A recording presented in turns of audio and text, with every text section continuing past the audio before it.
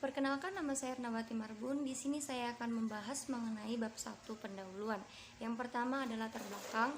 Ilmu pendidikan merupakan hal yang sangatlah penting bagi dunia pendidikan. Pendidikan menjadi tujuan bagi setiap orang yang mencapai ilmu pengetahuan. Metode dan strategi mengembangkan ilmu pengetahuan tersebut dilakukan dengan cara mempraktekkan atau menerapkan ilmu pengetahuan tersebut di jenjang pendidikan maupun lingkungan masyarakat. Ilmu pengetahuan tersebut diharapkan dapat mendidik dan menjadi bekal hidup bagi tunas-tunas bangsa yang sedang berkembang. Dalam PLP ini, mahasiswa bukan hanya menguasai teori kependidikan, tetapi juga harus memiliki indera kepekaan pendidik. Hal ini ditemui dan dapat dilatih secara langsung dalam proses pembelajaran, secara langsung dalam menghadapi sulitnya permasalahan dalam pembelajaran. Menjalani program lapangan ini, calon pendidik harus dapat mengetahui lingkungan sekolah yang sedang diamati dan dapat menjadikan pengalaman mendidik dan menjadi bekal hidup bagi tunas-tunas bangsa yang sedang berkembang. Melalui program magang bagi mahasiswa program studi kependidikan diharapkan akan terbentuk 4 kompetensi guru sebagaimana amanah dari UU GD, yaitu adanya kompetensi kepribadian, sosial, pedagodik, dan kompetensi profesional. Kemudian di bagian tujuan PLP 1. Tujuan dari kegiatan PLP 1 adalah yang pertama, mahasiswa dapat memperkuat kompetensi pemahaman peserta didik, pembelajaran yang mendidik, membentuk kepribadian dan jati diri calon pendidik. Yang kedua yaitu memperkuat pemahaman mahasiswa melalui observasi KBM dan aktivitas di sekolah. Yang ketiga yaitu mengamati langsung kultur sekolah. Yang keempat, mengamati struktur organisasi dan tata kelola di sekolah. Yang kelima, mengamati peraturan dan tata tertib sekolah. Yang keenam, mengamati kegiatan-kegiatan seremonial dan formal yang ada di sekolah. Kemudian yang ketujuh, mengamati kegiatan-kegiatan rutin seperti kurikuler, dan ekstrakurikuler. Yang kedelapan yaitu memberikan pengalaman kepada mahasiswa untuk mengenal secara langsung manajemen sekolah, fisik sekolah, warga sekolah, sosiokultural sekolah. Yang kesembilan yaitu melatih kemampuan mahasiswa untuk menjadi pribadi-pribadi yang mandiri, mampu bersikap dan mampu memecahkan masalah serta mengambil keputusan dalam bekerja. Dan yang terakhir yaitu yang ke-10, menumbuhkan kemampuan berinteraksi sosial dengan orang lain di dalam dunia kerja. Informasi umum sekolah mitra. Yang pertama itu ada visi dan misi sekolah, di mana visi SMA Negeri 1 Percut Setuan yaitu unggul dalam prestasi akademis dan non-akademis berdasarkan iman dan takwa, berbudi luhur, serta berwawasan lingkungan.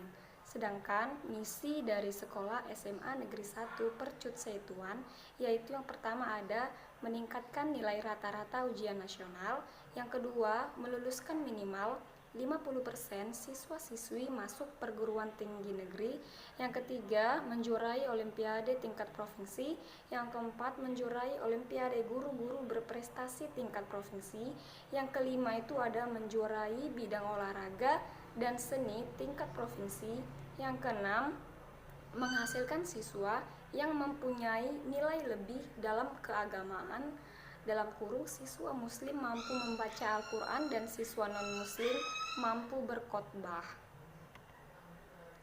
Yang ketujuh ada melaksanakan sholat Jumat bagi siswa muslim dan melaksanakan kebaktian Jumat bagi siswa non-muslim. Yang kedelapan ada menghasilkan warga sekolah yang peduli dengan kebersihan dan keindahan lingkungan. Yang ke-10 ada memajukan ekstrakurikuler. Yang ke-10 yaitu jujur. Yang kedua itu ada sumber daya manusia di sekolah, guru, siswa, dan tenaga kependidikan.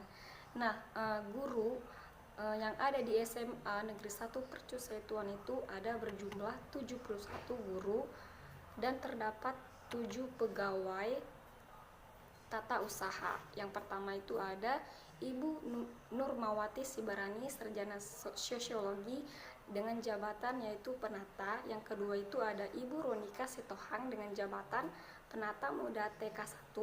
Yang ketiga ada Ibu Lamtiarsi Tompul dengan jabatan penata muda TK2.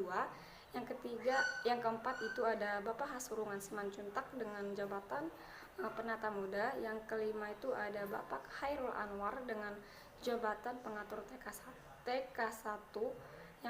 Yang keenam itu ada Bapak Jalangos Samosir dengan jabatan pengatur TK1. Yang ketujuh ada Bapak Legiarian dengan jabatan pengatur muda.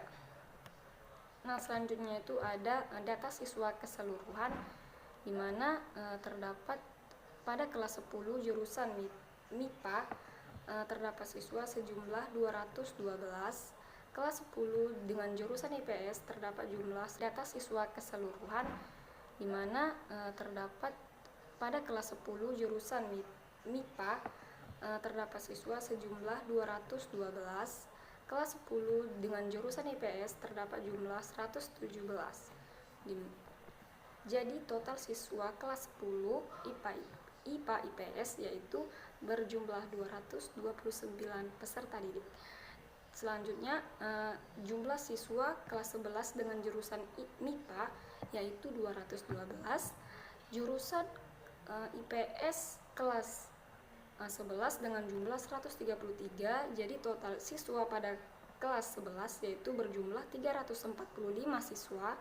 Sedangkan kelas 12 jurusan MIPA berjumlah 211, kelas 12 jurusan IPS berjumlah 139. Jadi total siswa kelas 12 yaitu berjumlah 350 siswa. Jadi total keseluruhan siswa di SMA Negeri 1 Percut Situan dengan jurusan MIPA berjumlah 635. Jumlah peserta didik dengan jurusan IPS berjumlah 389. Jadi total peserta didik yang ada di SMA Negeri 1 Percut Situan yaitu berjumlah 1024. Selanjutnya itu ada sarana dan prasarana.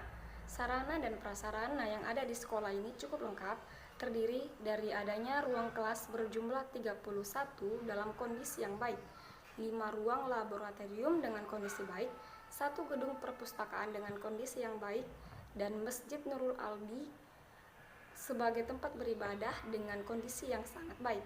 Sekolah ini juga dilengkapi dengan sarana dan prasarana pendukung ekstrakurikuler, yaitu 4 fasilitas lapangan yang tersedia, meliputi lapangan futsal, voli, basket, dan badminton. Kemudian juga terdapat ruang BK, ruang guru, ruang Kepsek, ruang OSIS, ruang TU, dan ruang UKS. Selanjutnya itu ada prestasi sekolah. Nah, prestasi di sekolah SMA Negeri 1 Percut Situan ini memiliki banyak prestasi. Hal ini dapat dilihat dari banyaknya piala yang diperoleh oleh sekolah ini. Kegiatan pendukung yang pernah dilaksanakan diantaranya itu ialah kegiatan Foundestic Double 20, pentas seni di bidang olahraga, OSN, bulan puasa di Gap Year, anak seni Sumatera Utara. Prestasi sekolah di SMA Negeri 1 Percut. Baiklah, di sini saya Hikal Fahrian akan menjelaskan hasil pengamatan kami terhadap SMA Negeri 1 Percut Situan, di mana berdasarkan hasil pengamatan kami secara umum peserta didik SMA Negeri 1 Percut Situan jarang sekali mengalami keluhan terhadap masalah kesehatan. Dilihat dari aktivitasnya siswa dalam menjaga lingkungan sekolah. Setiap hari Senin, setiap lembaga pendidikan terutama sekolah dilaksanakan kegiatan upacara bendera, yaitu sebelum kegiatan belajar mengajar dimulai. Namun setelah adanya pandemi COVID-19, SMA Negeri 1 Percut Situan tidak melaksanakan upacara bendera pada hari Senin seperti biasanya. Kegiatan ekstrakurikuler dalam SMA Negeri 1 Percut Situan salah satunya kunjungan kegiatan belajar di luar lingkungan sekolah seperti pergi ke PT Lonsum atau London Sumatera Utara. Kegiatan ekstrakurikuler dalam SMA Negeri 1 Percut Situan diantaranya itu ada pramuka, palang merah remaja atau PMR. Yang ketiga itu badminton, paskibraka, rohis, pencaksilat, PIKR, tari, dan lain-lain.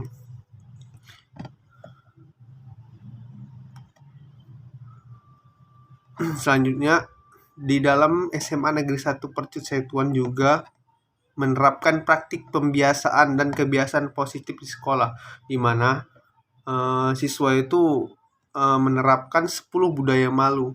Malu datang terlambat, malu pulang lebih awal, malu tidak masuk kerja, malu terlalu sering izin, malu berpakaian tidak sesuai aturan, malu tidak mempunyai program, malu pekerjaan terbengkalai, malu bekerja tanpa pertanggungjawaban, malu bila tempat kerjanya kotor, dan malu tidak bertata krama dan sopan santun. Yang kedua itu beragama muslim, melakukan sholat berjamaah di masjid. Di SMA Negeri 1 Percut Setuan mewujudkan program Siterbina atau Sekolah Idamanku, tertib, bersih, indah, nyaman, dan akrab. Yang keempat itu, sekolah ini memiliki moto yaitu tiada hari tanpa prestasi. Yang kelima, di SMA Negeri 1 Percut Setuan menerapkan 10K, yaitu keimanan, keamanan, kebersihan, ketertiban, keindahan, kekeluargaan, kerindangan, kesehatan, keterbukaan, dan keteladanan. Para siswa-siswi sudah menerapkan tata tertib peraturan yang telah ditetapkan oleh kepala sekolah, namun masih ditemukan juga beberapa siswa yang belum mengikuti atau melanggar peraturan seperti penggunaan seragam yang tidak sesuai, baik bentuk maupun hari penggunaannya. Mungkin itu saja dari hasil pengamatan kami. Terima kasih.